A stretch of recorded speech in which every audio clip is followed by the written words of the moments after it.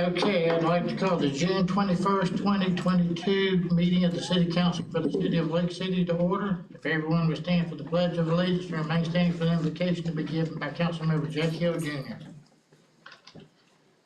Of the United States of America, and to the republic for which it stands, one nation, under God, indivisible, with liberty and justice for all. Let us pray.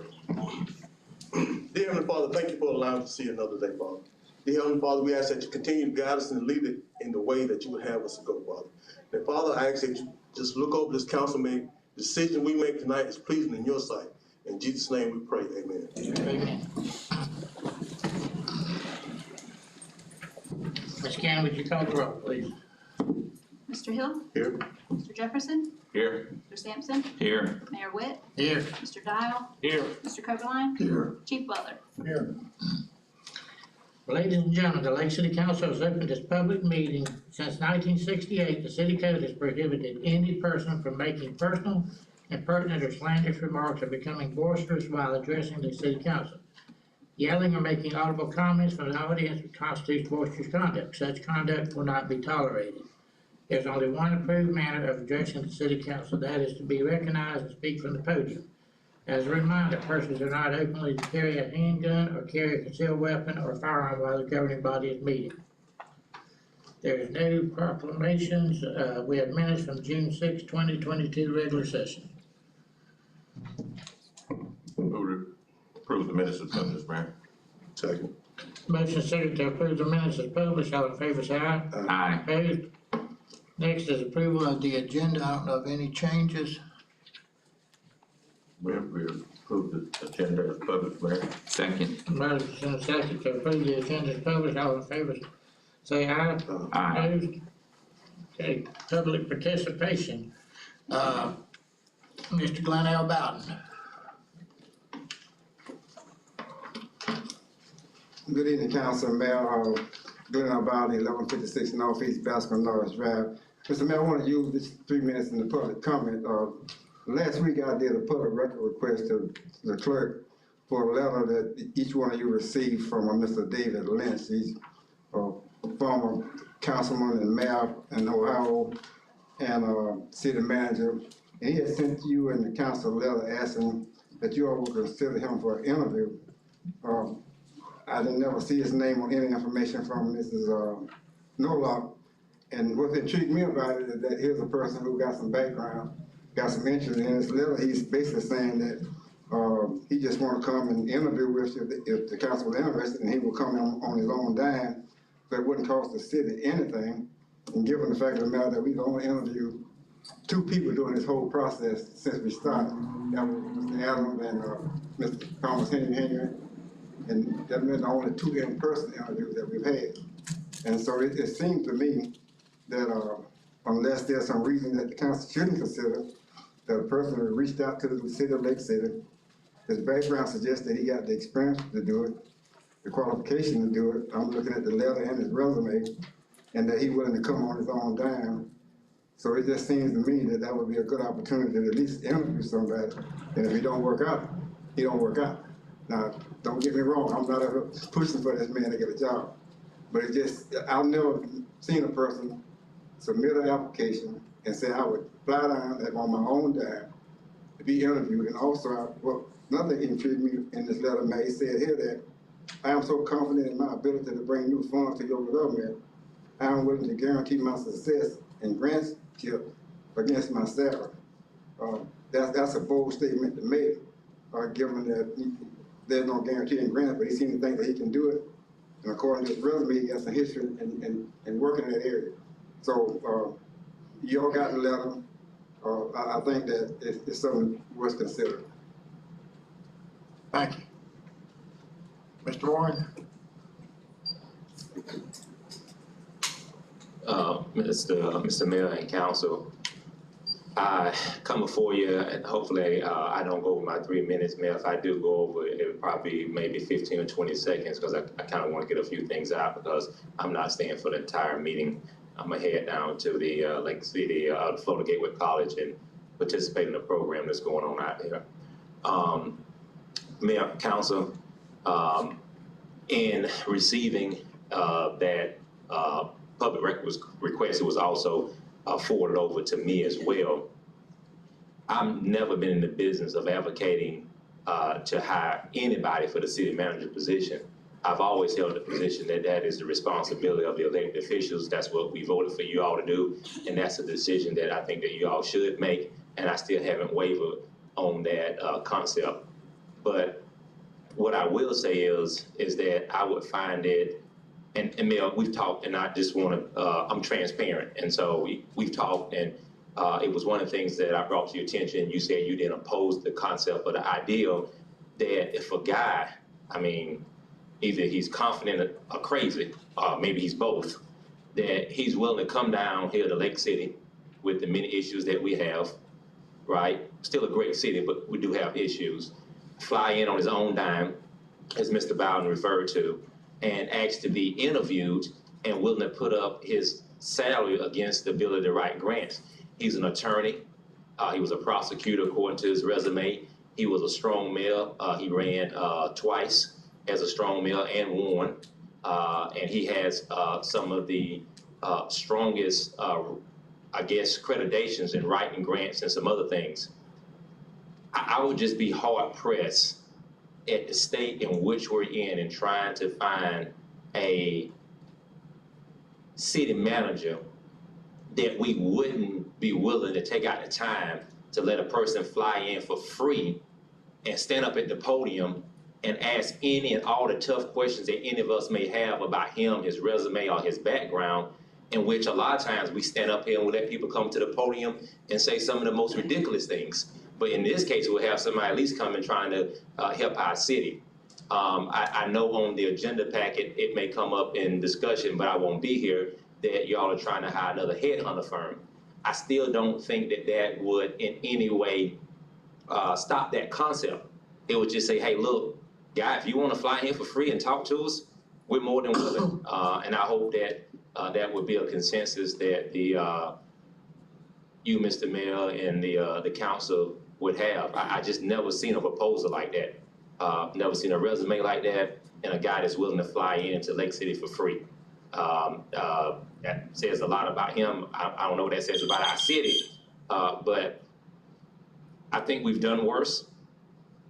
And I don't think that, I don't see nothing to lose by having him to come for free and just to be interviewed and talked to. And by no means do we have to hire him. If we don't like what he's saying when we interview him, we can say, thank you for coming in, sir. We appreciate you. We'll get back with you. And maybe we never get back with him, and maybe we do. But we need to interview somebody, and this is going on way too long. In the headhunter process, Mayor, you know it's going to be another 90 days before they get up to speed. We're going to probably have a procurement issue that we're going to have to go through. And then, you know, we're somewhere in the year of 2023 before we get a city manager. And in closing, I do want to say that Mr. Dow has done a great job.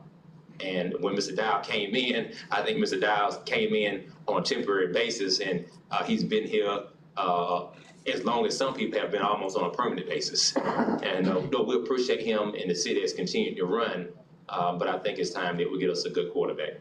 Okay. Thank you. Thank you. Okay, Mr. Boucher.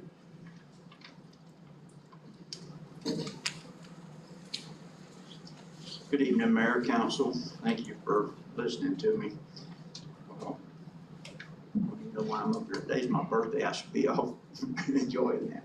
But, you know, it's already beeping on me. No, wait, we're starting it over. Go ahead. I'm here, I was doing some research online, and I pulled up the property of the Animatics Park and Animatics Recreation Center. And the last deed of record that it lists, I go get it. I had to go down to the vault and actually get it. And it shows the city still owning a part of this property.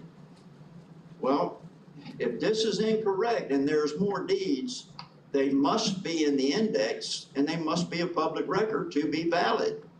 I don't know, I think I would ask at this point, you know, because of the problems that are springing up from this property, the amount of violence, I think I heard that we we were wanting to put some cameras up down there, and now we can't.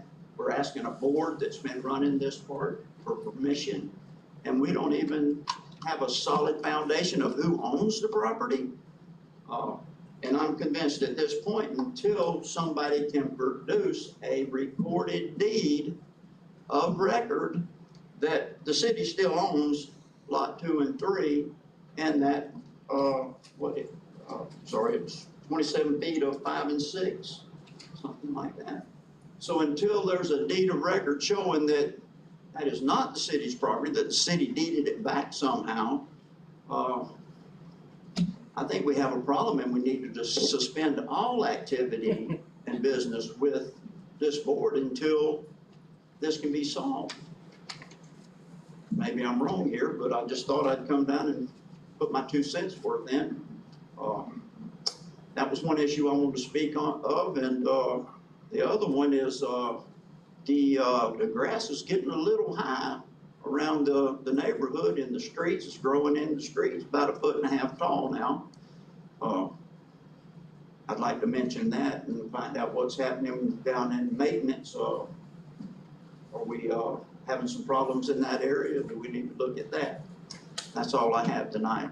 Thank you for listening. Okay, that's all I have signed up, so we'll move along, under presentations, we have Brandon McKittrick, CPA, James Moore and Company. Are you here? Good evening, Councilman, Mr. Mayor. Can you hear me all right? There we go. Can you all hear me? Yes. All right, great. Really appreciate the opportunity to present to you all this evening via Zoom. I know, there was a little change up at the last minute, so appreciate you all being flexible with me tonight. I am presenting the audited financial statements for fiscal year end September 30th, 2021. In your packet, if you want, you can follow along. There's a PowerPoint presentation printout starting on page 17. That's kind of what I'll be going through. It summarizes the items I'll be talking about tonight. Before we get into that, I did want to thank the council for the opportunity to continue to perform your all's audit. I want to thank Donna and her staff for all the hard work that they do. We ask them a lot of questions, a lot of requests, and it takes a lot of work to get to this point. So really appreciate everything that they do to get us here to present these financials. One thing I always like to remind the council is that these set of financial statements are really your financial statements. But that being said, we do include a couple reports in here as well that are our reports. The first report being the independent auditors report. This is where we really express our opinion over the financial statements. We do have what's called an unmodified opinion or a clean opinion. That's really the best opinion we can provide over a set of financial statements. The next report is the single audit report. This is really a result of grant activity you all had, specifically for state and federal grant expenditures over $750,000. Requires certain procedures to be performed where we do testing over controls and compliance. And in the report itself, there were no issues of non-compliance included in there. The third report, the report on internal control and compliance, as it kind of sounds like, this is where we would communicate any issues in internal control or compliance. And again, no issues or no items included in that report as well. And then the management letter required by Chapter 10550, or what we call the Auditor General Report. Again, some required communication in there and no modifications to this letter, no comments included in that letter either. And then the last report, the Independence Account Examination Report, basically indicating that the city's in compliance with all required investment statutes. If you're following along on the third slide, we have a 3-year trend on the general fund balance, just to see any significant changes in the fund balance categories. As you can see, there's really just the non-spendable and your unassigned fund balance, with unassigned increasing from last year of about $4 million. That's a result of a variety of things, including some state revenue increases, grant revenue, as well as some debt proceeds means, and also some decrease in expenditures as well. Management does provide more detail as to some of those changes in the management discussion and analysis if you want to look there. But again, it just kind of gives you an idea is that kind of the upward trend over the last 3 years of that unassigned fund balance. Along the same lines, we look at, or we calculate a ratio or percentage where we look at the assigned and unassigned fund balance specific to the general fund and compare it to the expenditures and transfers out as a percentage. This year, the general fund was at about 128%, up from last year of about 100%. And really what we kind of compare it to is the Government Finance Officers Association recommends at minimum 2 months or 16.7% as kind of a baseline or bare minimum. Obviously, you know, comparing that to the 128%, you all are well above that. So no areas of concern there. On the 5th page or slide in the PowerPoint presentation, some other highlights, you know, with regards to other governmental fund activity. The Fire Department Fund currently has a restricted fund balance of about $148,000. Your airport capital projects of about $26,000. And then your CRA has a restricted fund balance of about $338,000. And due to requirements from the state, we do separately issue a CRA audit. And the audit this year had no findings included in that as well. Moving over to the business type funds, we look at kind of a 3-year trend as the unrestricted net position for both the water and sewer as well as the natural gas. And you can see again another increase in that unrestricted net position over the last 3 years. Again, a variety of factors there. With water and sewer, there's a decrease in expenditures related to some of the calculations for OPEB and net pension costs, as well as a decrease in some debt issuance costs. And then on the gas, there was an increase in the rates, which increased revenue, as well as an increase in some of the grant activity you all had. And again, if you want to look in more detail, Donna provided a good summary or analysis of some of those changes as well in the management discussion and analysis.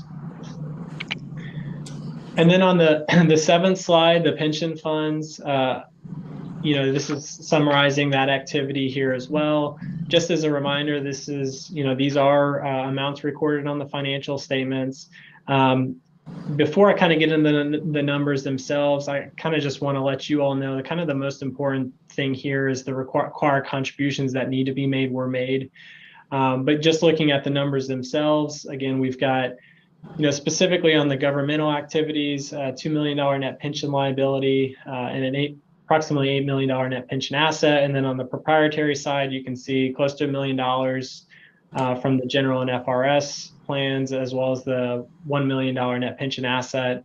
And you can see the trend here for all 3 pension plans as well as FRS. And that's really mainly this most recent year related to kind of investment returns near year end.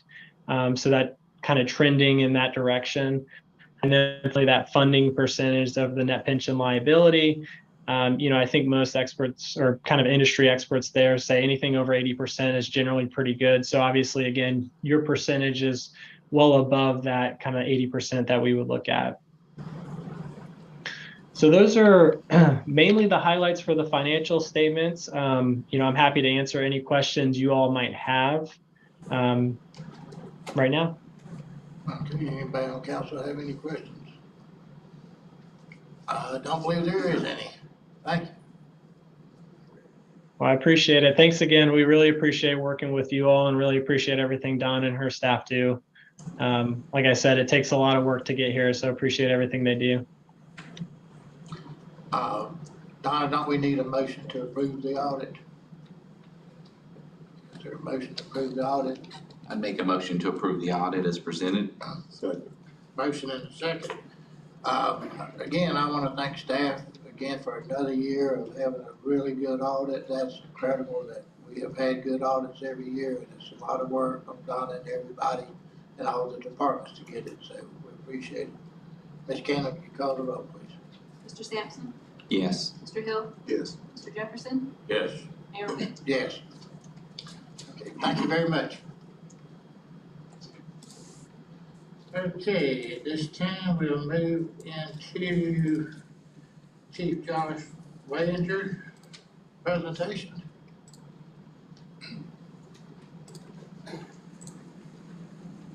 Good evening, council, mayor, staff. Thank you for the opportunity to present tonight. I just wanted to have the opportunity to speak on something that is, I think, is detrimental to our department, very important to our department, and not something we always want to talk about. It's funds.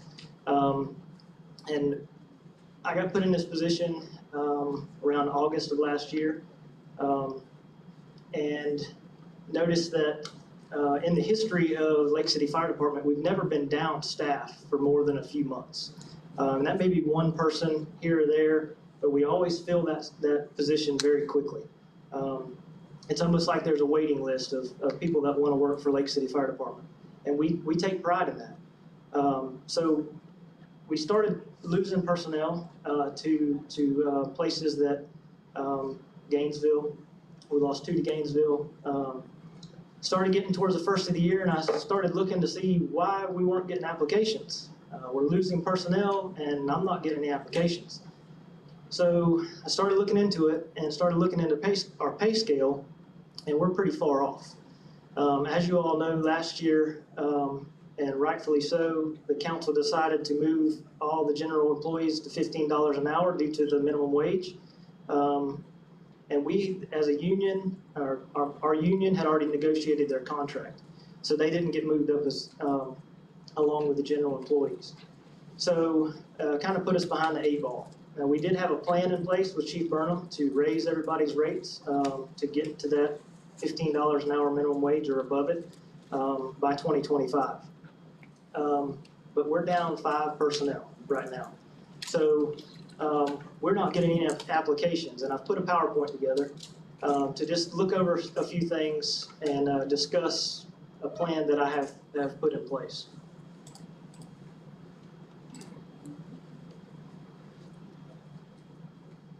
So let's look at staffing for Lake City Fire Department. Fire Department budgets for 21 line firefighters, 1 fire chief, assistant chief, and administrative assistant. That gives us 3 shifts with 7 personnel.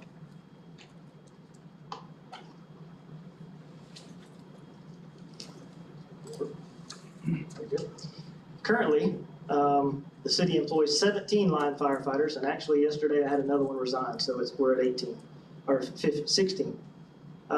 With the administration, this leaves 4 unfilled firefighter positions, actually 5. This puts us at a disadvantage. We have 2 shifts now with 5 personnel and 1 with 6.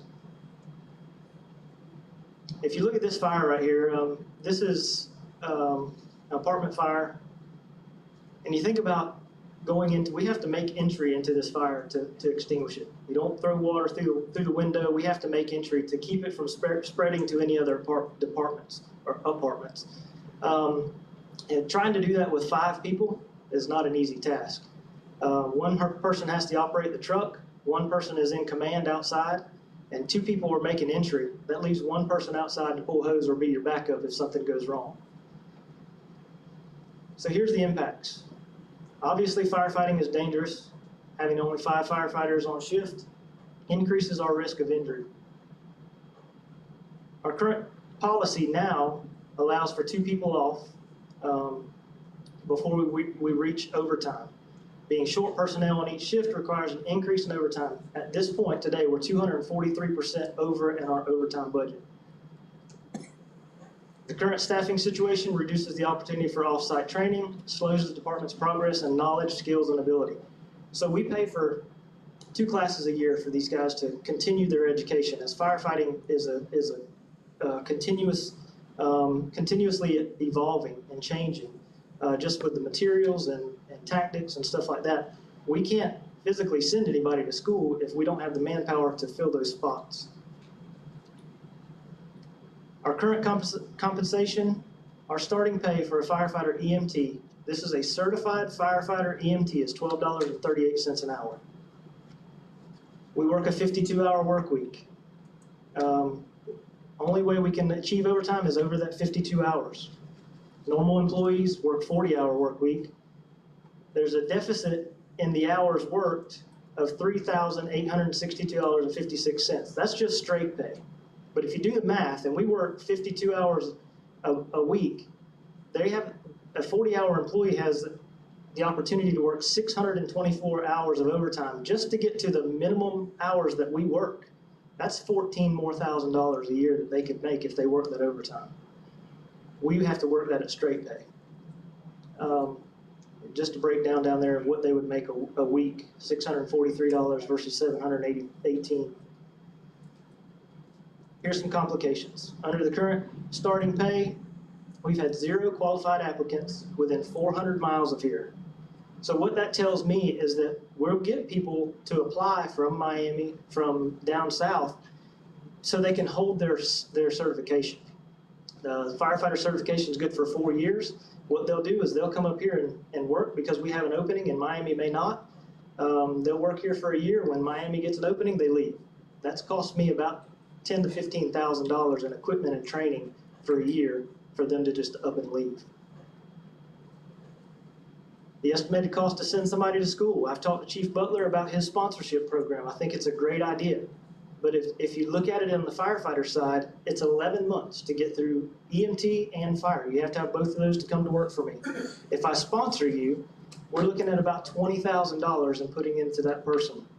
I've got to have 2 sets of gear for them, one to go through school, one when they get out. I got to pay for their education. I've got to pay for them while they go to school. That's put me behind the 8 ball 11 months, and then when I hire them, they're not cleared at the fire department for a year. I'm pretty well behind 2 years. If I can hire somebody at a higher rate, I've already got that certified person. Now it takes me a year to get them cleared at the fire department. I have a graph coming up of other area departments. This is pretty well just a breakdown of departments within 50 miles of here. My proposal is $16 an hour, $15.99. This is where we're currently at, $12.38. We're lower than everybody over here. This is the big one to me. We run 3,000 calls plus a year. Live Oak Fire Department runs 300, and they're making $14.88 an hour. That's less than 1 call a shift. So we did our homework. We looked. We tried to be somewhat competitive. Levy County, Madison County is a small entity. They're $16 an hour starting out. Some solutions I came up with, or we came up with. As of May 1st, I've already discussed this with the union. They're willing to waive negotiations, which will save the city money. I've talked to the labor attorney. He has already sent an MOU. They are in agreement to just go ahead and move this to $16 an hour. To avoid compression within the department, because we do have a step plan and I can't just raise my bottom tier people and put them over people that have been here 5 or 6 years or that have already promoted. So in order to avoid compression in the department, we're asking that all union employees get a $3.62 an hour raise. This will cost the city roughly $150,000. I'm asking to use ARPA funds or CARES Act money, whatever the council decides. And some of this money was earmarked for first responder payroll. The estimated annual cost after we get from May to October is roughly $325,000. That's including benefits. And this can be funded through my budget currently. I'm not asking to raise my budget for next year. With some of the stuff that we already have in there budgeted for last year, my bottom line should roughly stay the same, even with doing this raise. In conclusion, since March 2020, Lake City firefighters have worked face-to-face with COVID patients. They have dealt with this through the loss of their fire chief, stress of witnessing firsthand their lieutenant suffering, fighting for his life due to the effects of COVID-19. While other frontline workers were receiving critical care pay, they never asked for anything. We have the best of the best. I have 2 nurses. They're also paramedics. I have 8 other paramedics The rest of us, including myself and Chief Boozer, are EMTs. We are trained to do a job. And at $12.38 an hour is asking a little much. I believe these guys deserve a little bit of a recognition. And that's all I have on the presentation. I'd like to answer any questions if I can, or whatever we need to. So you're saying you use these funds that we got, how long would that take us? How far out can we do that? I'm only asking for these funds from May 1st because the MOU was agreed upon May 1st. May 1st to October of this year. In October, my budget will carry this. So from October on, it shouldn't affect our fire rates? No, sir. No, sir. I'm not asking to raise any fire assessment at all. And the unions in agreement with this? Yes, sir. Any other questions? Well, Chief, I agree and I'll support whatever you ask to be raised to the $16 an hour.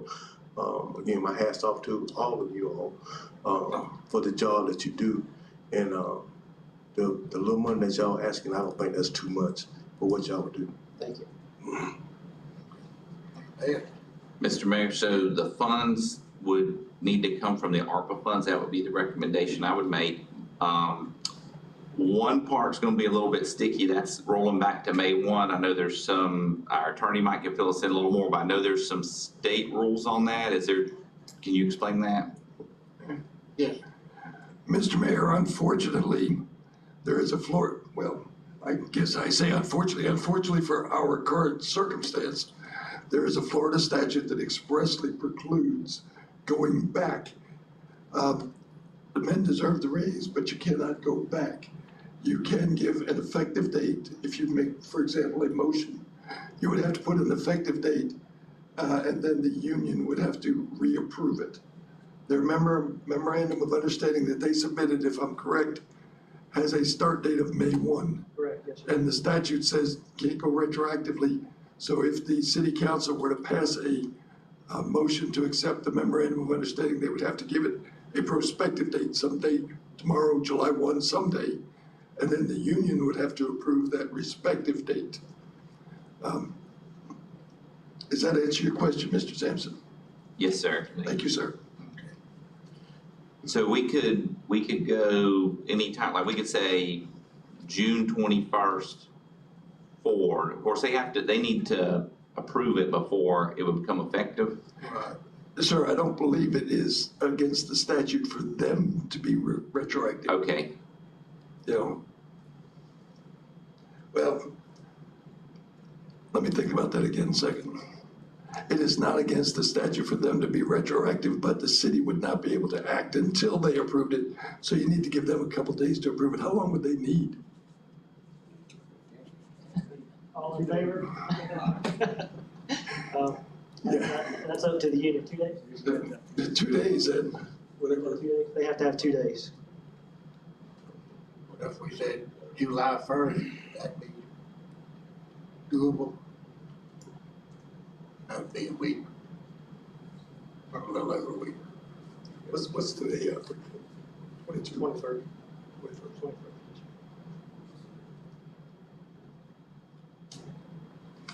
And you've already worked your budget pretty much for next year, so you know that this should fit in there.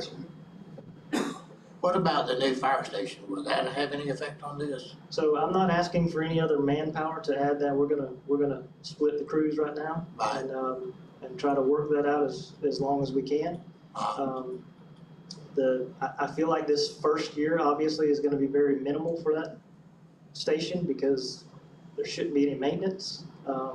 We will have utilities and that kind of thing that we'll have to factor in, but I'm not asking for manpower at this point. Okay.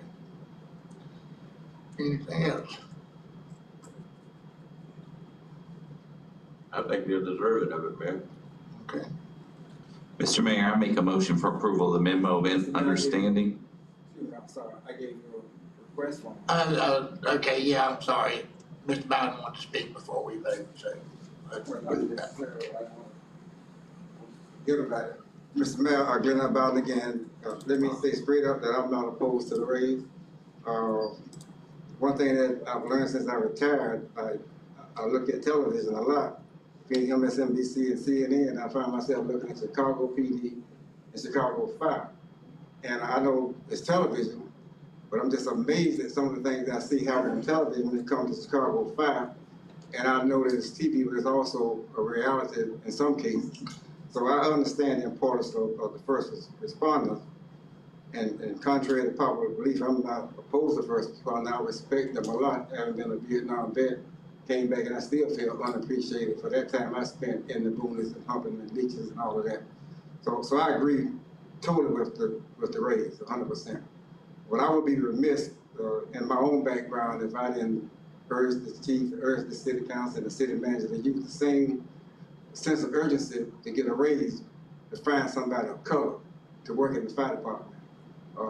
The fire department makeup, in my view, is not progressive. It's not in keeping with the year 2022. There's no reflection on the new fire chief, certainly no reflection on the past fire. In fact, there's no reflection on any chief. But there's something wrong with this process. Got to start thinking outside the box. There's no reason in the city our size, in the community our size, that we have today a fire department that consists of nothing but white men. It just doesn't feel good to me. And I think these guys are honorable. Every time I see the fire truck come by, it pleases me. Because I know if the house is on fire, I'm running out the house, and they coming in the house. When I had a fire in my bedroom several years ago, my wife was barely getting around, and the first thing they did, they said, they looked up and they get in the house. My wife out there sitting in the car waiting on me to come out. She beat me out of the house. She was on a walker. So I understand the importance of it, and I know the sacrifice they make and the risk they make. So there's no complaint about that. I'm not even arguing against it. I just want to be on record to say that the makeup of the fire department, not only in the city, but in the county, is just not, it's not a good feel. It's not a good look. You understand me? So when they go to the schools and when they go out on to the events, you know, contrary to public, it's important that black kids see people that look like them in position. And that's how you encourage people to become firefighters. So if you got to look out the box, search outside the box, talk to people in Gainesville, talk to people in Tallahassee, talk to somebody. What is it? If the reason you were not hired getting firefighter because of salary, then why is it then we're not getting black firefighters? Is there something about the city? Is there something about, something's wrong. It just don't make sense to have had in the past number of black men in leadership positions within the fire department. And here today, we're down to zero. No reflection on this chief, no reflection on Chief Brown, period. But we got to start looking at that. Man, we just can't act like, well, they apply, we're hired. I know that, but maybe we need to do a better job recruiting. Thank you. Okay, Mr. Sampson. Mr. Mayor, I make a motion for approval of the memo of understanding altering the date of beginning to July 1st pending the approval of the fire department's union. Okay. Second. Got a motion and a second. Any further discussion? Ms. Cameron, you call the roll, please. Mr. Sampson? Yes. Mr. Jefferson? Yes. Mr. Hill? Yes. Mayor Witten? Yes. Okay, under old business, we have ordinance, we'll open up a public hearing on City Council Ordinance number 2022-2217 on final reading. Mr. Coberline, would you read that by title? City Council, excuse me. City Council Ordinance number 2022-2217 is an ordinance of the City of Lake City, Florida, amending Ordinance 91-688 as amended, relating to an amendment to the text and future land use plan map series of the City of Lake City Comprehensive Plan pursuant to application CPA 22-01 by the City Council. Under the amendment procedures established in sections 163.3161 through 163.3248 Florida statutes as amended, providing for amending the text of future land use plan map series of the comprehensive plan based upon an evaluation completed by the city, to reflect changes in state requirements pursuant to section 163.3191 Florida statutes as amended, repealing all ordinances in conflict and providing an effective date. Anybody in the audience wish to speak for or against this ordinance? If not, we'll close the public hearing, move into adoption of City Council Ordinance number 2022-2217 on final reading. Mr. Mayor, I move for the adoption of ordinance number 2022-2217 on its final reading. Second. Been a motion and a second, any discussion by council? Ms. Cannon, would you call the roll, please? Mr. Jefferson, Yes. Mr. Hill, Yes. Mr. Sampson, Yes. Mayor Witten. Yes.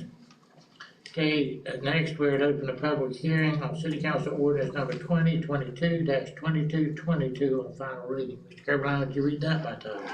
City Council Ordinance number 2022-2222. I got to just stop there for a second. Okay, that's 2022-2222. An ordinance of the City of Lake City, Florida, amending the future land use plan map of the City of Lake City Comprehensive Plan as amended, relating to the amendment of 50 or less acres of land pursuant to an application CPA 22-03 by the property owner of said acreage under the amendment procedures established in sections 163.3161 through 163.3248 Florida statutes as amended, providing for changing the future land use classification from residential medium density, less than or equal to 8 dwelling units per acre, to commercial of certain lands within the corporate limits of the City of Lake City, Florida, providing severability, repealing all ordinances in conflict, and providing an effective date. Anybody in the audience wish to speak for or against this ordinance? If not, we'll close the public hearing, move into adoption of City Council Ordinance 2022-2222 on final reading. Mr. Mayor, I make a motion for adoption of City Council Ordinance number 2022-2222 on its final reading. Second. Been a motion and a second, any discussion by council? Ms. Cannon, would you call the roll, please? Mr. Sampson, Yes. Mr. Jefferson, Yes. Mr. Hill, Yes. Mayor Witten. Yes.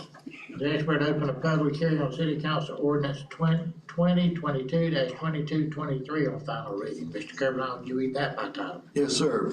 City Council Ordinance number 2022-2223 is an ordinance of the City of Lake City, Florida, amending the official zoning atlas of the City of Lake City Land Development Regulations as amended, relating to the rezoning of less than 10 contiguous acres of land pursuant to an application Z2202 by the property owner of said acreage, providing for rezoning from residential single-family to RSF3 and residential office RO to commercial intensive CI of certain lands within the corporate limits of the City of Lake City, Florida, providing severability, repealing all ordinances in conflict, and providing an effective date. Is there anybody in the audience wish to speak to this ordinance?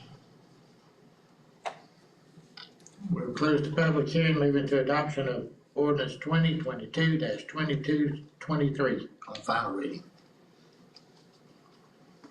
Mr. Mayor, move to adopt ordinance number 2022-2223 on its final reading. Second. Been a motion and a second, any discussion by council? Ms. Cannon, would you call the roll? Mr. Jefferson, Yes. Mr. Hill, Yes. Mr. Sampson, Yes. Mayor Witten. Yes. Okay, 7 and 8's the same thing about trying to get somebody on the police officer's pension board and the fire pension board, so we need to keep looking. Item 9 is discussion of possible action, a letter from Mayor Brian Williams, City of High Springs, asking for the city to donate 2004 Vector 2100 series truck or consider selling the truck to the City of High Springs. Mr. Dow. Yes, Mayor, we did receive this letter, or you received this letter. We do have the Vector. We are not using it this time. It is going to be surplus. My only concern is the value of the truck has been estimated around $8,000 for trade-in. The truck, to me, it belongs to the citizens of Lake City. It doesn't belong to me. It doesn't, belong to this council. It belongs to the citizens. And I think if we can sell this vehicle to get some money to go back to the city, I think that's the direction we need to go. Whether it's to the city of High Springs or we put it on gov deals to try to get whatever we can out of it. I think it would be apparent that, if the taxpayers of this community bought the truck, they should get something to come back out of it when we surplus items like this. Okay, Mr. Dowd, you want to speak? Good about it again, Mr. Mayor. I would just echo what the interim city manager said. I do think, however, that we should be as helpful to small communities, neighbors as we can. And if we could sell it to them for a fair price without going to the auction, I would recommend that. There's nothing wrong with helping a community out, but I'm not willing to donate. I would be in support of you all donating, but I would be in support of selling to them if it's possible to give them the first option without having to take it to surplus. If you go to surplus, that we got to bid on it, somebody else may get it. And if it's the city saying we need this, you got it, and we're willing to pay a fair market price for it, I think that's just being a good neighbor, Mayor, and I think it shows some goodwill towards the sister city or brother city, however you want to call it. So I certainly would support Mr. Dowd's recommendation that the citizen get some money out of it, but I would go further to say that I think we should sell it to the city of High Springs. Thank you. It was pleasure, council. But, well, I agree with Mr. Dow, that it's saying an estimate between $6,000 and $8,000. I just think that we should just go with the $8,000, and if they still want it, it's theirs, instead of going to try to auction it off. Is that a motion? Yes, that's what I'm Second. Okay, motion and second to sell it to the city of High Springs for $8,000, or offer it to the city of High Springs for $8,000. Is that correct? Yes. Okay. Any discussion by council? Mr. Mayor, Yes. I've heard the phrase surplus used. Has the property been declared a surplus? It must be declared a surplus before you can dispose of it under these circumstances. Okay. It's in the process of being surplus now. So can we still vote, or should we wait? You can vote on a sale, I'm sorry. You may vote on a sale subject to That be surplus? the surplusing. Yes, sir. Mr. Hill, you agree with that? Yes. Mr. Sampson? Yes. Okay. Mr. Jefferson. Yes. I have a question for Mr. Dowd. Sure. You've already answered it, but my question is, you did indicate that the city have no use for this equipment. We don't need it, in other words. That is correct, Mr. Jefferson. We purchased this Vector probably around 2003 before I ever came to the city. Back then, it did service a need that we had at that time, but it's not able to hold an adequate amount of water for the big lines and things that we have now to be able to camera them. We have a larger vac truck now, so basically this was just one that we are basically getting rid of. But we have no use for it at this time. Can we call the roll, please? Mr. Hill? Yes. Mr. Sampson? Yes. Mr. Jefferson? Yes. Mayor Witt? Yes. Okay, under new business, we have City Council Ordinance number 2022-2225, first reading. Mr. Goodwin, would you read that by title? City Council Ordinance number 2022-2225 is an ordinance of the City of Lake City, Florida, amending the future land use plan map of the City of Lake City Comprehensive Plan as amended, relating to the amendment of 50 or less acres of land pursuant to an application CPA 22-04 by the property owner of said acreage under the amendment procedures established in sections 163.3161 through 163.3248 Florida statutes as amended, providing for changing the future land use classifications from commercial to residential medium density, less than or equal to 8 dwelling units per acre of certain lands within the corporate limits of the City of Lake City, Florida, providing severability, repealing all ordinances in conflict, and providing an effective date. Okay. Is there a motion to adopt City Council Ordinance 2022-2225? Mr. Mayor, make a motion to adopt City Council Ordinance number 2022-2225 on its first reading. Second. Been a motion and a second. Any discussion by council? Ms. Cannon, would you call the roll, please? Mr. Sampson, Yes. Mr. Jefferson, Yes. Mr. Hill, Yes. Mayor Witten. Yes. Item 11 is City Council Ordinance 2022-2226 on first reading. Mr. Carolina, would you read that by title?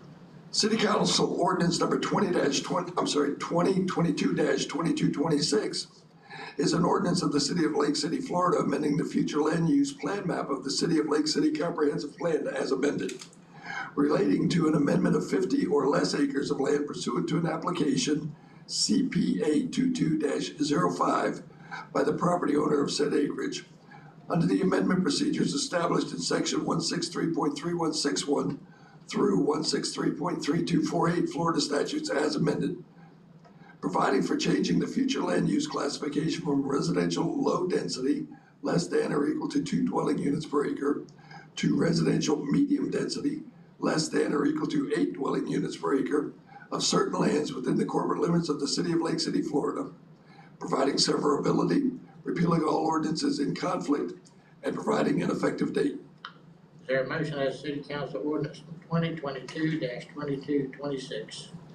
Mr. Mayor, I move for the approval of ordinance number 2022-2226 on its first reading. Second. Got a motion and a second. Discussion by council. Ms. Cannon, would you call the roll? Mr. Jefferson, Yes. Mr. Hill, Yes. Mr. Sampson, Yes. Mayor Witten. Yes. Item 12 is City Council Ordinance 2022-2227 on first reading. Mr. Carolina, would you read that by title? City Council Ordinance 2022-2227 is an ordinance of the City of Lake City, amending the official zoning atlas of the City of Lake City land development regulations as amended, relating to the rezoning of less than 10 contiguous acres of land pursuant to an application Z22-03 by the property owner of said acreage, providing for rezoning from commercial general CG to residential multifamily -1 RMF-1 of certain lands within the corporate limits of the City of Lake City, Florida, providing severability, repealing all ordinances in conflict, and providing an effective date. Is there a motion as to City Council Ordinance number 2022-2227? Mr. Mayor, I move for the adoption of ordinance number 2022-2227 on its first reading. Second. Been a motion and a second. Any discussion? Ms. Cannon, would you call the roll? Mr. Jefferson, Yes. Mr. Hill, Yes. Mr. Sampson, Yes. Mayor Witten. Yes. Next is City Council Ordinance 2022-2228 on first reading. Mr. Carolina, would you read that by title? City Council Ordinance number 2022-2228 is an ordinance of the City of Lake City, Florida, amending the official zoning atlas of the City of Lake City land development regulations as amended, relating to the rezoning of less than 10 contiguous acres of land pursuant to application Z22-04 by the property owner of said acreage, providing for rezoning from residential single-family -1 RSF1 to residential multiple family -1 RMF-1 of the City of Lake City, Florida, providing for severability, repealing all ordinances in conflict, and providing an effective date. Is there a motion as to City Council Ordinance 2022-2228? Mr. Mayor, I make a motion for approval of City Council Ordinance number 2022-2228 on its first reading. Well, I just read 27, didn't I? That was 22. Don't you read the right one? I haven't gotten to that. Oh, I'm sorry, the numbers are below instead of above. Yes. My Yeah. apologies, Okay, gotcha. Okay, so there was a motion my by, apologies. I second. and second by Mr. Jefferson, okay? Any discussion? Ms. Cannon, would you call the roll? Mr. Sampson, Yes. Mr. Jefferson, Yes. Mr. Hill, Yes. Mayor Witten. Yes. Okay. Moving into resolutions, we have City Council Resolution 2022-047. Mr. Carolina, would you read that by title? City Council Resolution 2022-047 is a resolution of the City Council of the City of Lake City, Florida, authorizing the execution of an interlocal agreement with Columbia County, Florida, providing for an emergency home repair program for eligible citizens, providing for severability, providing for conflicts, and providing an effective date. Is there a motion as City Council Resolution 2022-047? Mr. Mayor, I make a motion for approval of City Council Resolution number 2022-047. Second. Been a motion and a second. Any discussion? Ms. Cannon, would you call the roll, please? Mr. Sampson? Yes. Mr. Hill? Yes. Mr. Jefferson? Yes. Mayor Witten? Yes. Next, City Council Resolution 2022-059. Ms. Kirkland, would you read that by title? City Council Resolution number 2022-059 is a resolution of the City Council of the City of Lake City, Florida, accepting a bid from the Bayway Group LLC related to janitorial services at 4 locations within the city, providing for the award of a contract, providing for the execution of a contract, and providing an effective date. Is there a motion as City Council Resolution 2022-059? Mr. Mayor, I enter a motion for resolution number 2022-059. Second. Been a motion and a second. Any discussion? Ms. Cannon, would you call the roll, please? Mr. Jefferson? Yes. Mr. Sampson? Yes. Mr. Hill? Yes. Mayor Witten? Yes. Next, City Council Resolution number 2022-060. Mr. Kirkland, would you read that by title? City Council Resolution number 20 dash, there's no dash. City Council Resolution number 2022-060 is a resolution of the City Council of the City of Lake City, Florida, authorizing the execution of an amendment to the contract with HH Liquid Sludge Disposal Incorporated, providing for a price increase to $64 per wet ton and providing for an effective date. Is there a motion as City Council Resolution 2022-060? Mr. Mayor, I make a motion for approval of City Council Resolution 2022-060. Second. Been a motion and a second. Any discussion? Ms. Cannon, would you call the roll, please? Mr. Sampson? Yes. Mr. Hill? Yes. Mr. Jefferson? Yes. Mayor Witten? Yes. Item 17 is City Council Resolution 2022-062. Mr. Kirkland, you read that by title? City Council Resolution number 2022-062 is a resolution of the City Council of the City of Lake City, Florida, authorizing the execution and submission of the 2022 Airport Improvement Program application for grant funding to the Federal Aviation Administration, providing for a request for a grant award of up to $2,460,256 in eligible costs associated with the rehabilitation of the transient apron pavement and the realignment of taxiway C at the Lake City Gateway Airport, and providing an effective date. Is there a motion on the City Council Resolution 2022-062? Mr. Mayor, I make the motion to adopt resolution 2022-062 on first reading. Second. Been a motion and a second. Any discussion? Ms. Cannon, would you call the roll, please? Mr. Hill? Yes. Mr. Jefferson? Yes. Mr. Sampson? Yes. Mayor Witten? Yes. Next is City Council Resolution 2022-063. Mr. Kirkland, can you read that by title? City Council Resolution number 2022-063 is a resolution of the City Council of the City of Lake City, Florida, authorizing the execution of Change Order 1 to Task Assignment 7 with Jones, Edmonds, and Associates Incorporated, providing for an amendment to the scope of work related to the construction of modifications to the reclaimed water production facilities at the Sisters Welcome Road wastewater facility, providing for compensation of $18,200 and increasing the total contract price to a total of $78,078, providing for a change in the duration of the agreement and providing for an effective date.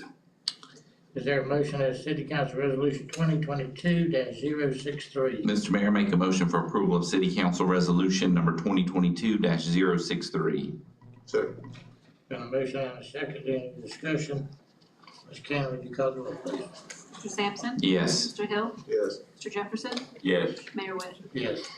Next, City Council Resolution 2022-064. Mr. Kirkland, can you read that by title, please? City Council Resolution 2022-064 is a resolution of the City Council of the City of Lake City, Florida, authorizing the execution of task assignment number 3 to the continuing contract with North Florida Professional Services Incorporated, providing for engineering services related to the Gwen Lake Phase 2 Wetland Mitigation Plan, providing for payment for the professional services at a cost not to exceed $5,500, and providing an effective date. Is there a motion as City Council Resolution 2022-064? Mr. Mayor, I make the motion to approve resolution 2022-064. Second.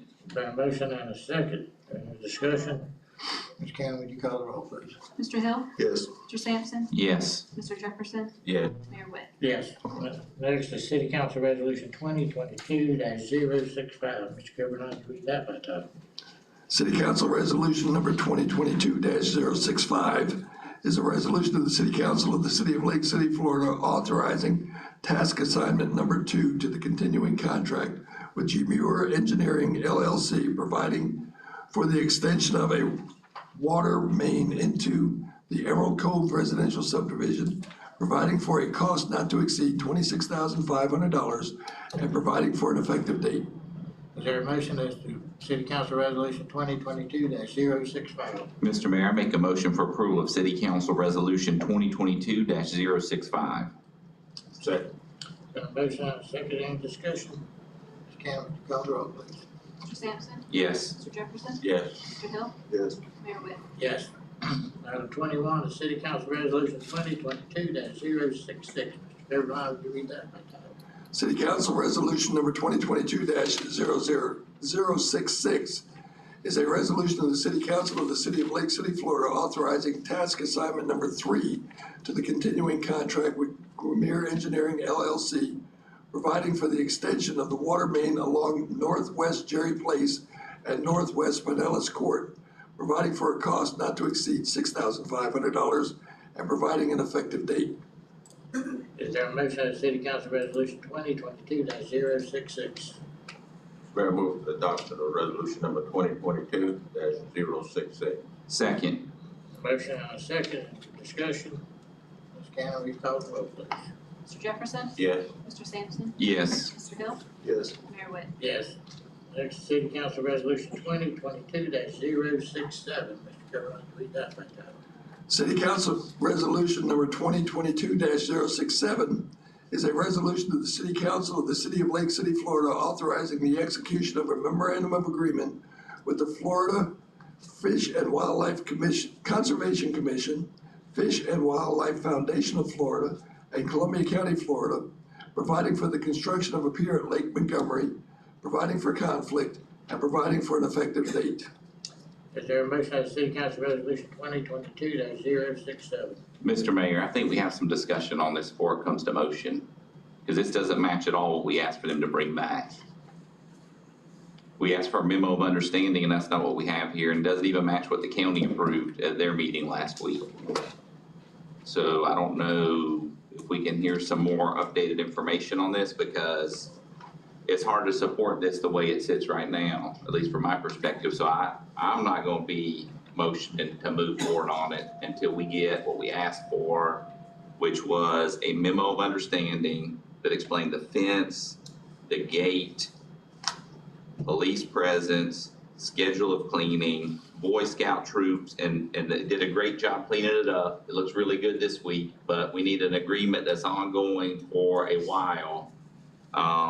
Without that, I don't know why we couldn't put this pier over here on Lake DeSoto. It would be a lot more accessible and people could use it more often. I don't know if we could hear why we couldn't do that.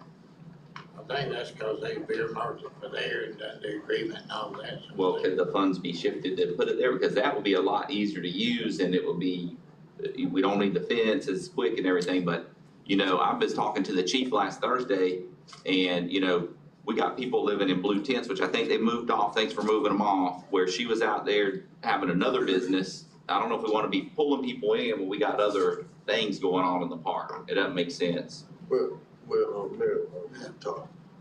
Mr. Would you like to speak on this?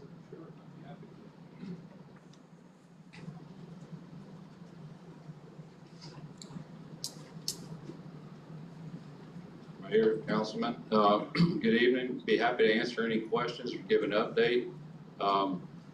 The memo of understanding that we provided to you all was specific to the pier construction.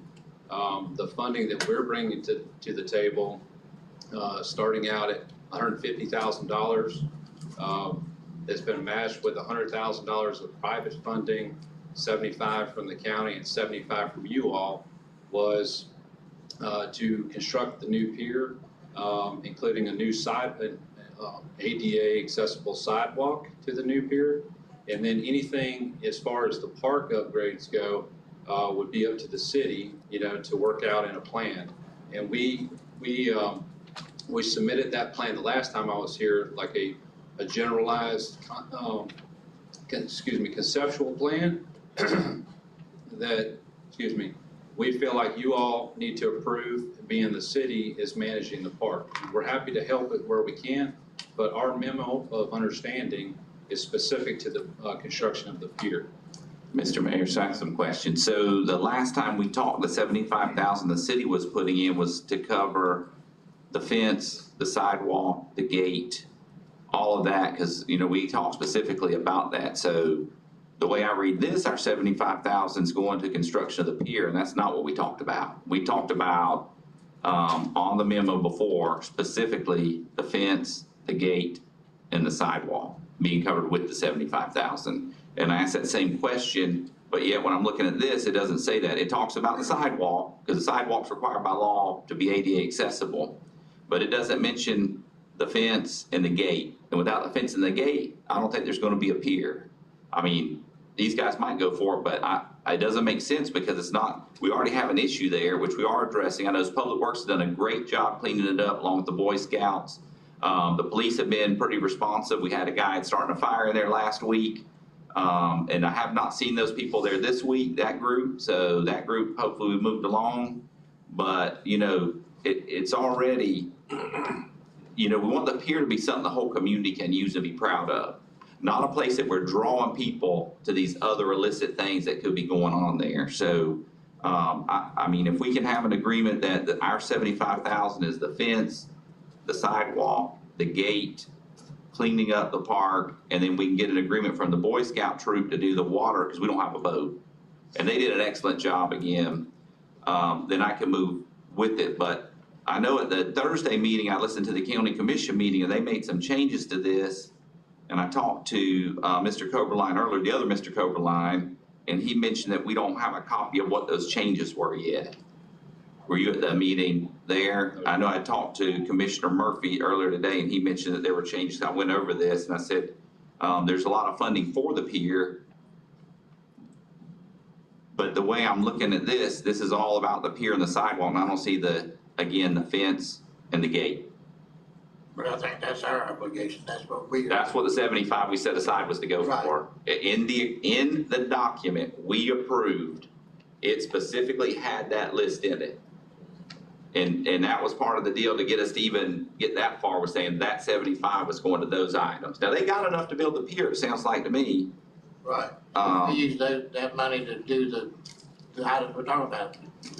Yes, sir, that's the as-needed statement at the end of your all's contribution there. So the original plan that we had submitted to you all had, I think, $15,000 of admin costs for the pier and $10,000 for an estimated sidewalk.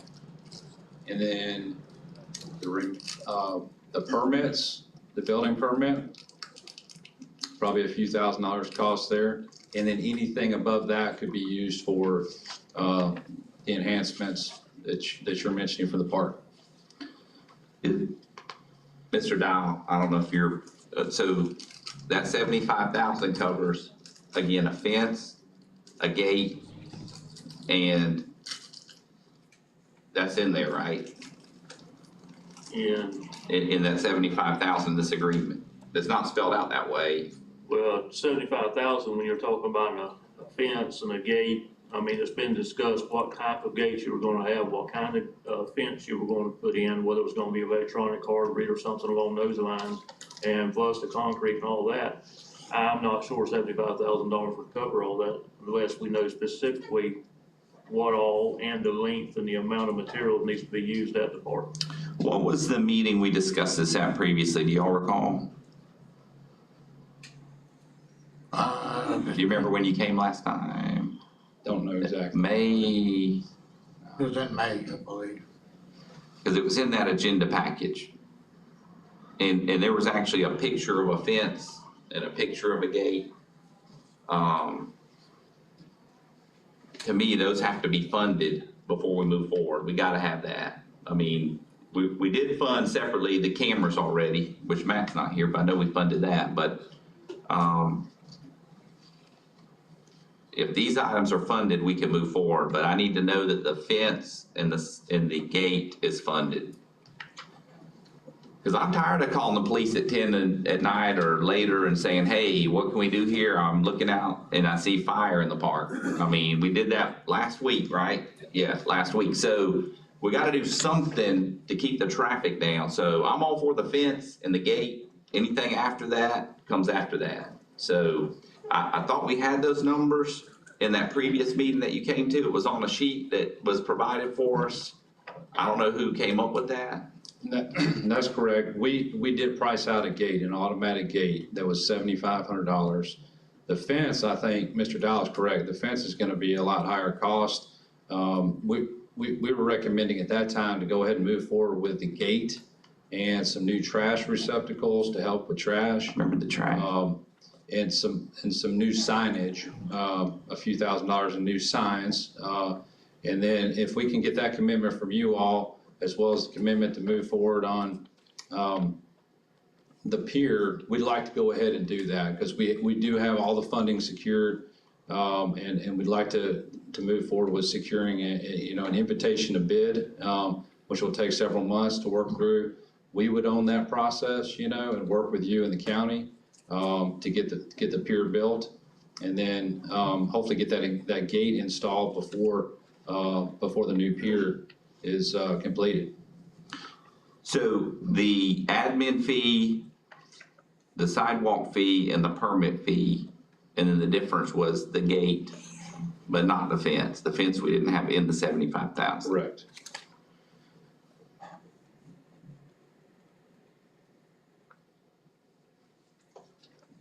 Was there any estimate on that fence? Mr. Dobb, we got an estimate on the fence yet?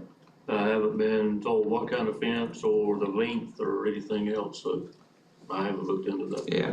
I think, can I offer? Yeah, go ahead. Talking to Mr. Hudson, I think given that linear footage along Bay there, the fence would probably be upwards of $20,000 to put a fence in there. So we were kind of hoping to maybe have some more discussions about that, and are we talking about a fence around the whole perimeter or just out along Bay? Do we really need a fence? What's the real issues there, and we felt like the gate was the main thing to deter the nighttime activity there, and Well, that will stop the lady working in the tent, because her people that come see her drive up in a car. But I don't know about the people living there. We got to do something. They're walking around the gate. So I know the police are doing a good job now monitoring it. Again, I want to see the fence, the gate, and the sidewalk we have to do if we go forward with the pier. So it sounds to me like 75 is not enough, that it must be 95.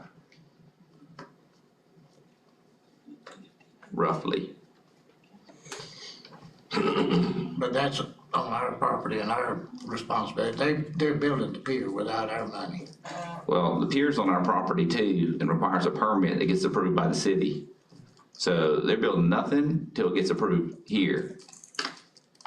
Is the way I would read that. That'd be like them coming to my backyard and saying they're gonna build a pier. I don't think they're gonna do that. I mean, we can approve it, but they're not gonna do it without an approval. I mean, they can pay for all of it. It doesn't matter if it's not approved. So if you want to move forward on approving it, I would say add to this memo before we sign it that we need the price and include the fence, the gate, the trash receptacles, everything that was on that little list we had at the last meeting needs to be approved in this agreement, including the number of cleanups by the Boy Scouts troops, because I know they did a good job this time, but you know, things go and we can't let it go because when you guys cleaned it up this time, the shape of it was pretty pitiful. Because the previous Public Works, you know, we didn't do anything. There was a comment about mowing earlier. I've seen y'all mow stuff that I ain't seen mowed in 10 years. So I think y'all are doing a great job, but we want to make sure that trash doesn't load up the lake again like it has in the past. So if we could make a motion to approve this pending those items being put in and to come back with those hard numbers. I don't know how long would it take to get those numbers? A little bit of time, I would think. Did you wait? Basically what material you're looking for. I think the fence, kind of like that fence that was in that picture last time. I mean, Should get a long estimate on that.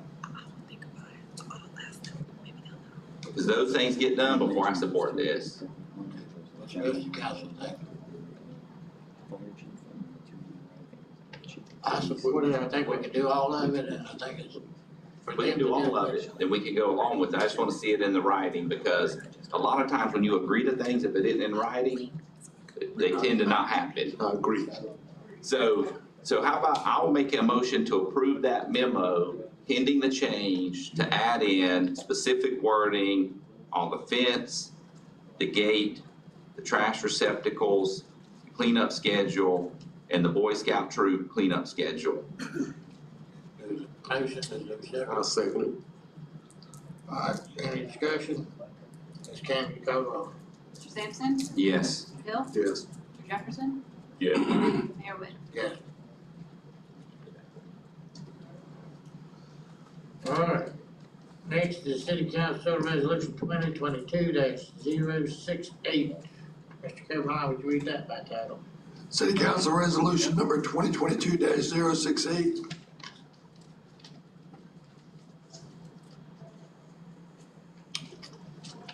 Colin Basinger and Associates proposal for city manager search documents be forwarded. I do not know whether the city council members have received the documents, sir. I have. They came in Friday night, I think. Mr. Mayor, I got a question about this before we get into it, if that's okay. Unless you have, do you have comments? Mr. Bowden wants to speak.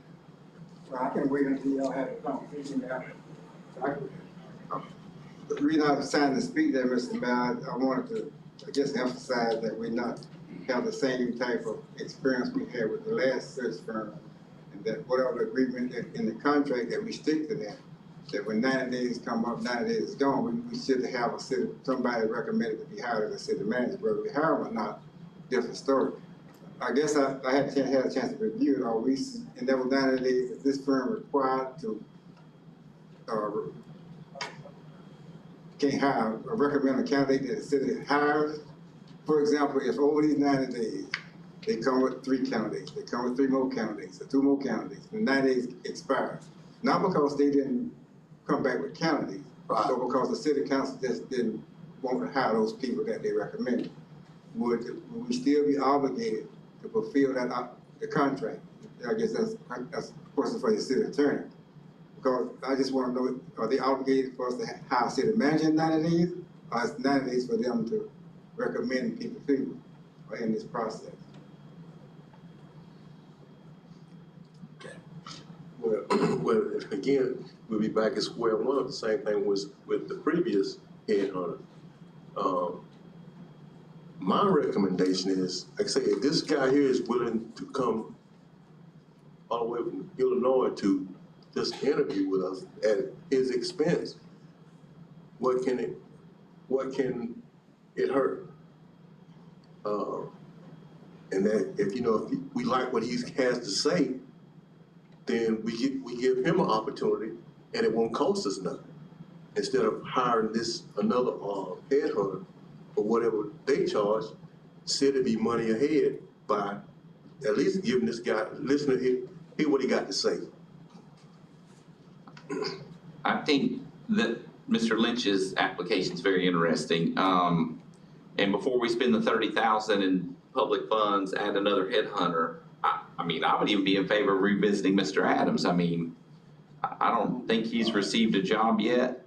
I don't know if what he's pursuing. I've not talked to him, but I know he has experience running multiple agencies with thousands of employees. He's experienced with coordinating agencies and managing budgets far in excess of our budget. He's not aligned with any local political group. He's not part of ICMA, which I think is a plus. He'd be fair to all citizens as evidenced by his job history and his recommendations and who's supporting him. He has been involved in race relations in various places across the globe, not just here. And I don't think he would be bullied by any side. So I would like to see us revisit Adams to save that $30,000. Now, I mean, maybe we could interview Lynch. If we don't like him, then we could pursue Adams. Well, Mr. Mayor, I didn't come to the podium to start this kind of conversation. Right. I don't want nobody to piggyback on this, because I want to be clearly understood. I don't share the same opinion of Mr. Adams that Mr. Sampson shared, period. Right. You know, I had read that history where he done work our interracial relationships. He comes from a town that you had to look for a black person, so I'm not sure he understands how to work with people in the city government when it comes to people of color. Yes, in the military, but in the military you do it because you ain't got no choice. You know, that's how it works. So, you know, I'm not here for you to say Mr. Adams to me. Now, Mr. Adams, as far as I'm concerned, is history. If you don't want to talk to this man, the man sent you a letter. And if he addressed to you in the city council, if you should suggest to him that, okay, we read it, thank you very much, come on down, we'll sit down and talk to you, or you hire this firm and ask them to consider the main application. But if you, Mr. Sampson, or Mr. Hill, think that I got up here to... No. Let me finish. I'm not pushing a candidate, but at the same token, as far as I'm concerned, those who we've already interviewed, if Mr. Adams have a job now, and he's been looking for a job, then that says something about his ability to get a job. And I'm not willing to, I don't have a poll, but I would be adamantly opposed to Mr. Adams. I didn't get a good feel, and maybe some people in the community did, but there's some of us who did. So I think if you're not wanting to consider Mr. Lynch, you all voted the last time to hire this firm, going back to him, you know, request a proposal from them, then let's go with it. You know, you got a resolution then, hire the firm. Todd, the problem I have with Mr. Adams is when he came to Lake City, he stayed in that dump across the street. Now, the people that came out to support him supports that dump across the street. So that's telling me that he's getting in the bed, he's already in the bed with them. And then on top of that, the same people that support that dump across the street don't want to see no kind of progress on the north end of Lake City. That's my problem I have with Mr. Adams. Now, but this guy here, I'm willing to give him an opportunity. I don't know him from Adam. I don't know Mr. Adams, but again, Mr. Adams' action said to me that he's in bed with certain indications in his community. So when he was here, I did ask him why he chose that. He did a search, and that was the closest to City Hall. And so I asked him again if his relationship with these other individuals and groups, and he doesn't have, at least he said he didn't have it. So I think Mr. Lynch, I've done a little background on him. Maybe HR could pull that up, and our HR department could pull that up and see why he was terminated at his last job. It might be eye-opening for some people here to see what happened there. I'm just trying to see if we could save $30,000. And the other thing is Adams would come for 6 months, so we wouldn't be, if it didn't work, we'd be okay. But it's gonna take us, I mean, you know, we roll out Basinger, it's gonna take some time to get them to move forward. Well, I'm not ready to move forward on this contract tonight, because like I say, I haven't really done it. It did came awfully late. I mean, But anyway, we could interview Mr. Lynch. We've already interviewed Mr. Adams. We can see where we stand before we've done this contract. I'd be okay with interviewing them. Well, Mr. Mayor, I would interview Mr. Lynch, but being matter of fact, getting that in the open, he was terminated from his past employment, and he was terminated for a reason which he admitted to, and I just don't feel comfortable with that. And so I don't want this man to spend, even though he's paying his own money to come here, to spend his money knowing that I'm not gonna support him.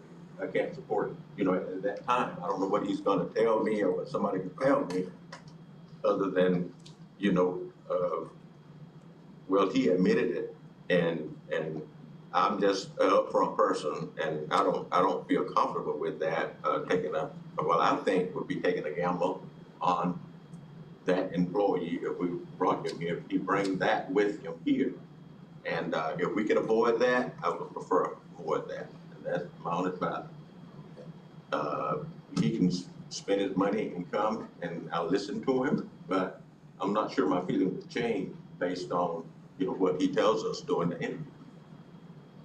Well, do y'all wanna bring him to do it, or give him the background first? I mean, I think it might be worthwhile for everyone to know what happened. What happened? Why was he terminated? Yeah, I think everybody need to take a look at that and then Why don't we do decide. that, because- and bring it back up in a couple of weeks, Okay, and not act on the proposal yet, because we did just get it, so. Yeah, the proposal came out way too late to make a decision on. I mean, and it's long. It's not like it's a page. It's So we'll come back, 177 pages. 2 weeks, do what we want to do.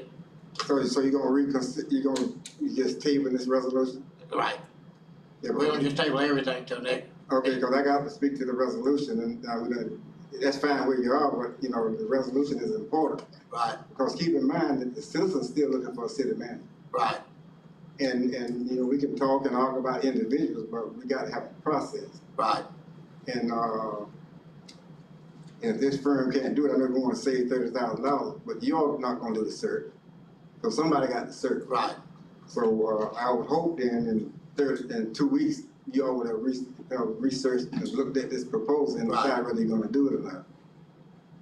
Because they say, well, we're not gonna do this, then what? Right, well, like I say, we're gonna do it in 2 weeks. Mr. Mayor, we got a crisis in this city, Mr. Dollar's doing a good job. Right, But just put it, Mr. Dollar tomorrow and say, look, I'm tired. Is there any plan? We don't even have nobody to turn to. So I mean, there's some urgency here, so we need to be making a move we pretty quick. do, but I need to look at it before I'm gonna vote for it. But you only take 2 weeks. Right. You can look at this and we can have a special meeting. You gotta wait If 2 we weeks. need to, we will, but I think 2 weeks. Okay, next is item 24, discussion possible action, City Hall, Mr. Dial. Mr. Wade, you need to announce to the table. Huh? You need to announce to the table. The, City Council Resolution 2022-016 was tabled. For 2 weeks. Okay. Mr. Dial. Thank you, Mayor. In the meeting we had last Monday, I believe it was, we got a little bit of conflicting ideas on what the council was actually wanting to move forward as far as the city hall. I wasn't involved in the, couple of years ago or whenever all this started, with wanting to, move to different areas. I don't think it's a very good idea to split up city departments. I've looked at the structural analysis that was done on this building by Tetra Tech. They give a proposal at that time, which was 4 years ago, I believe it was 2018, the proposal was done. It was around $2 million to secure and fix this building, both the outside and the inside. My recommendation, Mayor and Council, would be to revisit that. I would like to reach out to Tetra Tech, ask them to update the analysis and the report they did 4 years ago to see if anything has changed to make the building any worse. And if it hasn't, I would like to suggest that we put the money into this city hall to redo it. I think customer service is still fine where they are. I think that's a great location for them with the drive-throughs and all of that. It's easily accessible.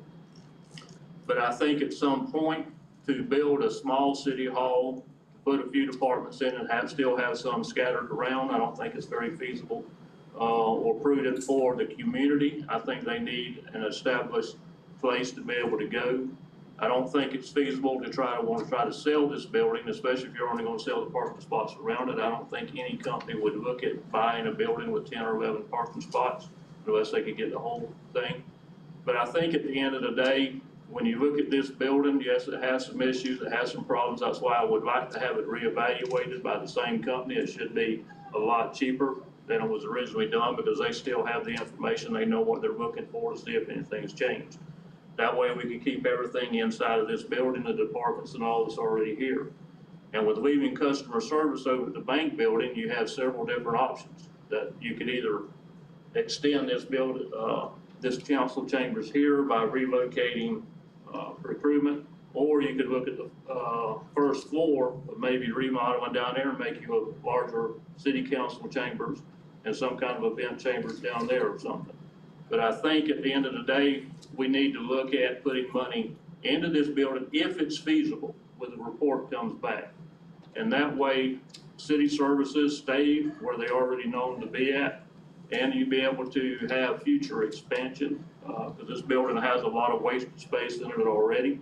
And I think at the end of the day, you'll be able to put the money into this building, eliminate some of the future debt that would be paid off at that point, except for depending on what funds you were going to use for it. I think if they give us a $2 million analysis last time, with the current economy that we're in now, if it comes back at the same structural deficiencies that I had then, I would imagine that probably that cost would probably at least maybe not double, but maybe close to that. I think maybe between $3 and $4 million, you might be able to restructure this building and make it a permanent city hall for this community for many, many years, and you'd eliminate that debt of building another one. That's just my suggestion, but I'll do whatever the council directs me to do. After the last meeting, I asked Joyce to give me an idea of how much this bit of room is being used. And she gave me this at the very end of the week. And this is what she gave me, just a summary of how many times in a month that this is used, which is quite a bit. I mean, we have maybe a couple of council meetings, but we have other meetings here, we have, and the staff uses it and all. So I think we're gonna need a city council chambers that the staff can handle the IT and the other things. I would like to, since we don't have the funds to readily to go out and build and do it, I'm interested in seeing where we're at. This is, at that point in time, a couple of years ago, I thought it was more feasible to go build and do it. I'm interested in looking back at this one and seeing if we couldn't get it secure and possibly doing it. We don't have to do it all at one time, I don't think. Is that correct, Mr. Dow? We could do the structural part at least to get it. Yeah, so the structural part to make the building secure, the deficiencies that were noted in the report, those would definitely have to be done first before you did any cosmetic work or anything like that. But that wouldn't all have to be done at one time.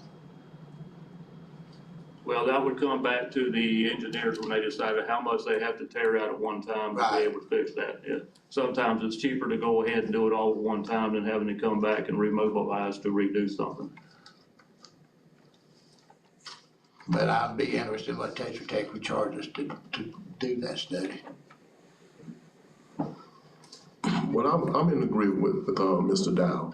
Like I said, we own this building. I believe, again, I'm not a contractor or constructor, but I believe that we can remodel this building here, building we own. And in the long run, like you said, it'll be here for a long time, till we've gone home. So I'm in favor of doing the study on what it would cost to bring this building up to a safe city hall.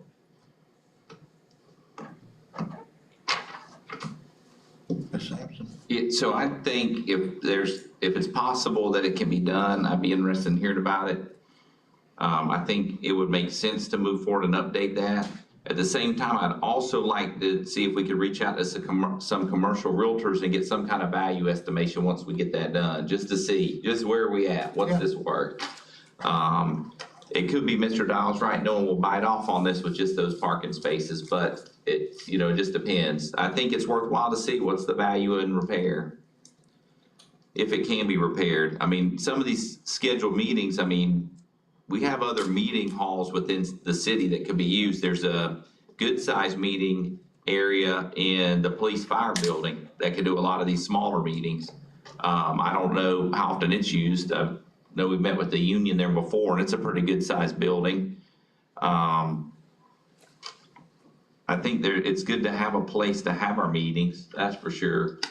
But we definitely have never utilized this building in a way that utilized all the square footage it had. And a lot of it has to do with when you go in certain rooms and you have to keep shaving doors so they close, you definitely want to get that fixed. So engineering makes sense. If they could update that, there might be some discount for them to do so.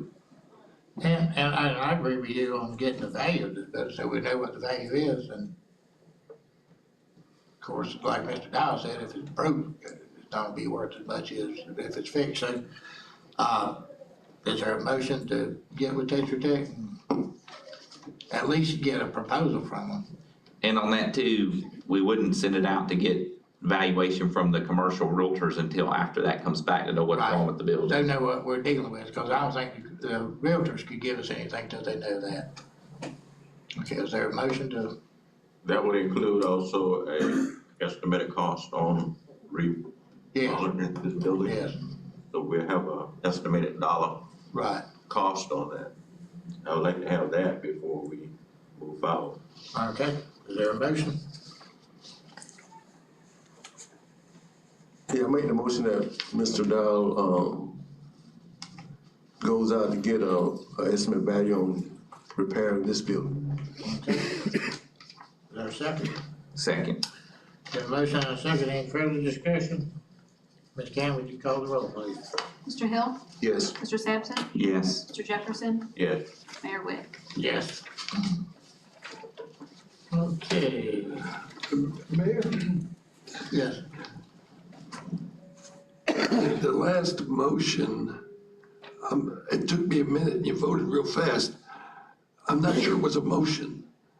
A motion to instruct the interim city manager to get estimates is different than a motion instructing the city manager to bring you back an agreement from a qualified estimator to pay that qualified estimator.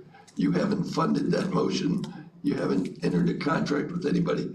I believe it might be more appropriate if you suggested that that last motion was a consensus of the city council to have the interim city manager bring back a suggested contract with an appropriate engineer. We already named one, but anyway, a suggested contract.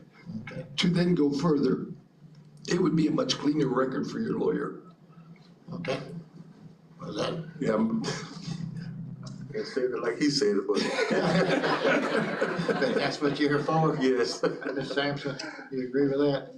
Sure. So it's a consensus of the board. Okay. Yes, sir. And do we need to take roll? No, sir. Okay, all right, so we're there. All right, the last item.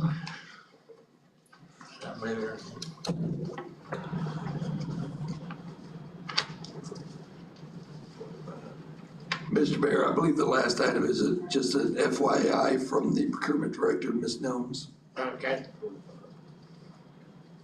Do you agree, Mr. Dials?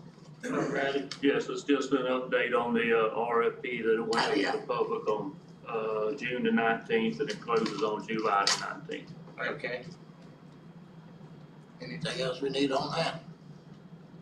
All right, any comments of council? Yes, I'd like to thank the fire department, police department for their support on the Juneteenth on Saturday. We had great presentation, presence of the police department and the fire department. I think the event came off pretty good. So again, I would like to thank each and every one of y'all that participated.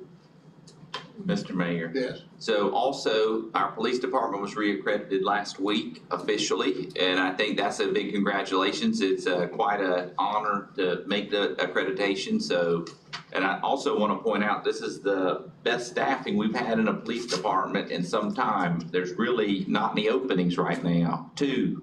So we had how many when you came on? 8? 10 or 11. So finally, we're getting to a point where we're staffed up, and it's showing that they're doing a good job.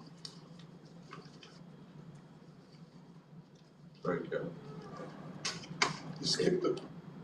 No, I didn't. You already did it. Yeah. Good. About the pension boards. I misunderstood you. I understood that you were passing them. No, I just said that, I was just bringing up that we need, people to do it. We bring it up about every week. We just don't have any applications. Okay, anything else? We will be adjourned. See y'all in a couple of weeks. On the business done. Ms. Cannon did a good job. Mr. Furlong did